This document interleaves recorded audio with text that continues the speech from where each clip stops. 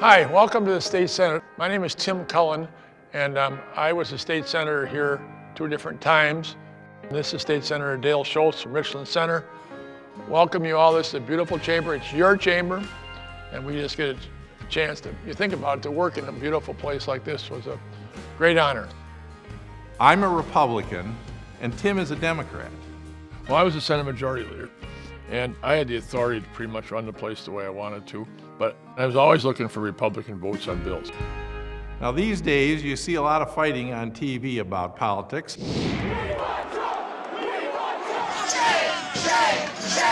The two of us thought if we went around the state and talked to people and showed people how you could get things done together, it might just catch on. I feel comfortable saying I'm a Republican because I draw my inspiration from real Republican leaders. Abraham Lincoln, Teddy Roosevelt, and then of course Ronald Reagan. He's a guy whose temperament, whose vision I admired. Welcome back to the Devil's Advocates Radio Show. I want to find out, is there such a thing as a post-partisan Wisconsin? Can Dems and Republicans and dogs and cats and libertarians all get along? I want to hear from you next. Sir, I always thought we were Midwest nice here, but that seems to have changed. This morning, we are introducing the budget repair bill, making fundamental reform changes in our wage and benefit structure, in our entitlement structure. Scott Walker, governor of Wisconsin, has proposed cutting benefits for government employees and, more importantly, curbing the power that unions have to strangle the state of Wisconsin with excessive financial demands in the future.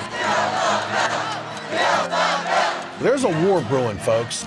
Newly elected Republican Governor Scott Walker is on a mission to destroy collective bargaining rights for all of Wisconsin's public employees.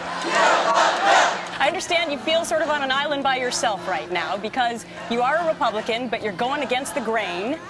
You actually want to compromise.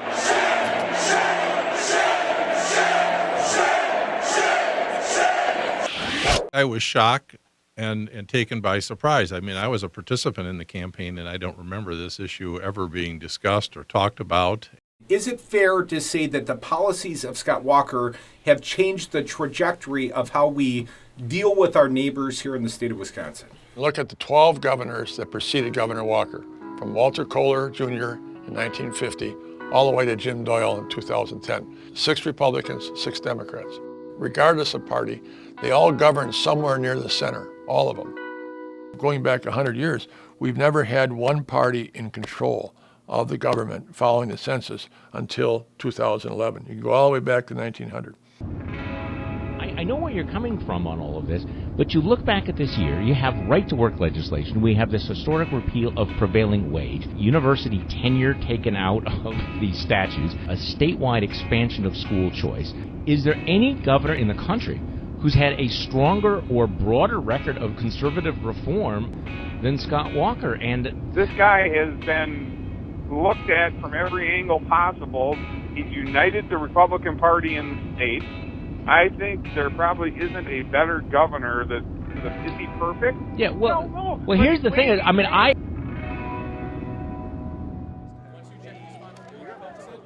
The man who makes the engine go, your host, Charlie Sykes. I really come here to listen to Charlie so I can get the real story. Talk radio and Talk radio. Talk radio is important to hear the other side that the regular media doesn't quite show. Talk radio bludgeons people, that people get polarized. We shouldn't be surprised when the middle disappears. You like politics? Yeah. Is there an issue that really trips your trigger that you're interested in? Getting rid of the IRS. Think you're going to run for office someday? Maybe. No. He hasn't even broke your heart and told you that he's going to be a Democrat. Then we'll cut him off, and then he'll realize what it takes to find. Hey, welcome back to Inside 2016. Joining me now on stage, he needs no introduction, Milwaukee County Sheriff David Clark Jr. Thanks a lot. The American left, these anarchists, they know that their day is coming. This is the end of the Barack Obama administration, who has cleared the pathway for them to come up out of the sewers, and it's all-out war for them. There's no doubt about that. But we have to be willing to push back. I'm from the school that says if a fight's inevitable, hit first and hit hard. Sheriff Clark, thanks so much for joining me. I appreciate it very much.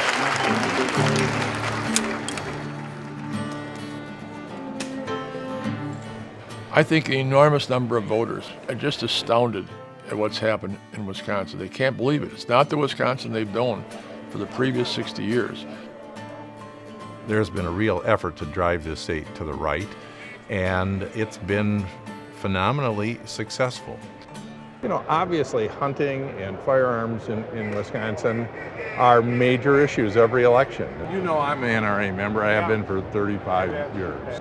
Just personally, there's a lot of people out there that shouldn't be voting. That's my personal opinion, but I don't know what the NRA's opinion is. I'm a member of the NRA. Okay, so am I. But I take great pleasure in voting the opposite of what they tell me because they are so politicized. Every time a Democrat is up for election, and it doesn't matter at what level, they're going to take your guns away. We all own guns. I got a safe full of guns. So it's not going to happen. My biggest concern right now is this lack of compromise and the total unwillingness for the outlying sides to even have a discussion.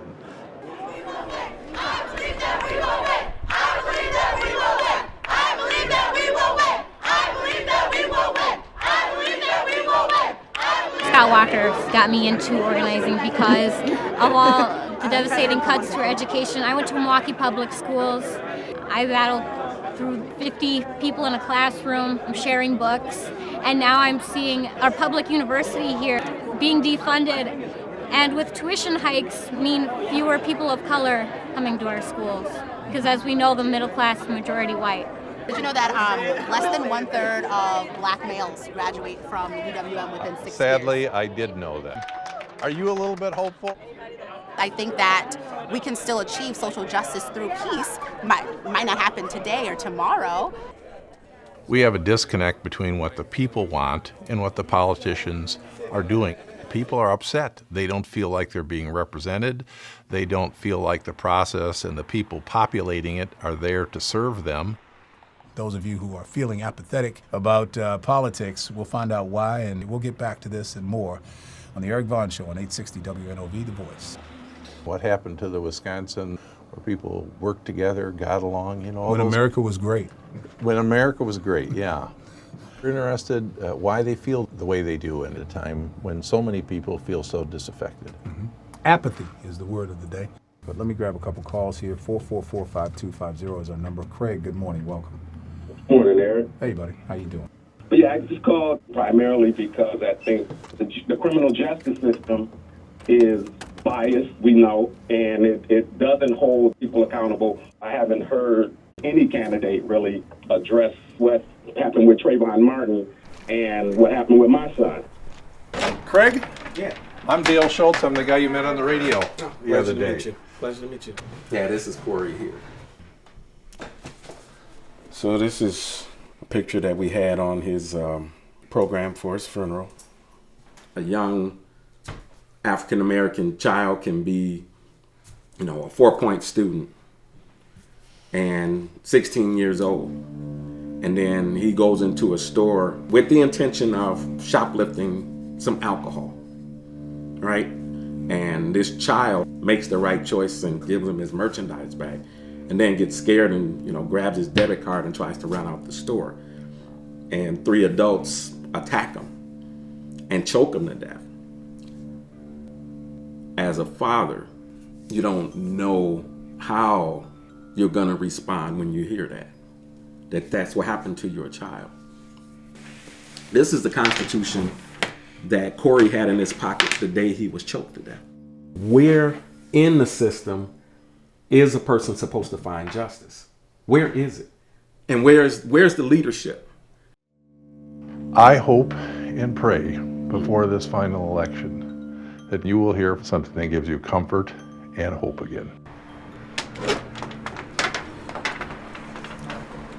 Pleasure.